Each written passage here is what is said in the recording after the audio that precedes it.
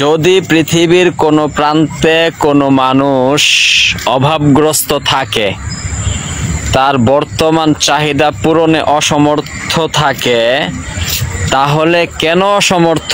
তার সম্পদ অন্যদিকে ছড়িয়ে ছিটিয়ে আছে বা অন্য কেউ ভোগ করছে, অথবা যদি নির্দিষ্টভাবে তার সম্পদ কার কাছে গিয়েছে বা কে ভোগ করছে সেটা আমরা চিহ্নিত করতে না পারি, তাহলে সামাজিক এবং রাষ্ট্রীয় ব্যবস্থায় তাকে তার ব্যবসা বাণিজ্য আপাতত চলার জন্য তাকে কি দেয়া হবে? ঋণ না, ক্ষুদ্র ঋণ যদি তাকে দেয়া হয়, তাকে কেন?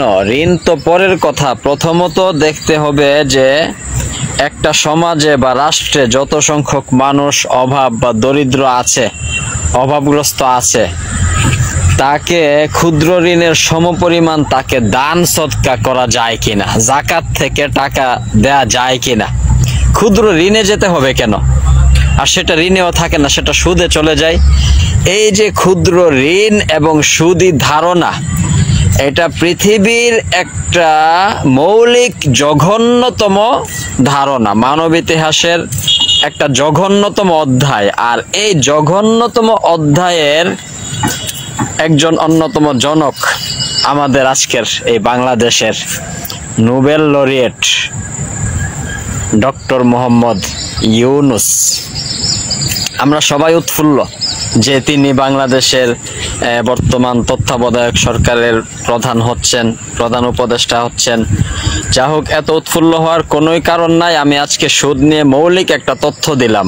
মানুষ ঋণ করতে হবে কেন? তার মৌলিক অধিকার সে পাবে না কেন? মৌলিক অধিকারের ঘাটতি থাকবে কেন? মৌলিক অধিকার পূরণের দায়িত্ব রাষ্ট্রের, সরকারের, সমাজের এবং সমাজের বিত্তবানদের।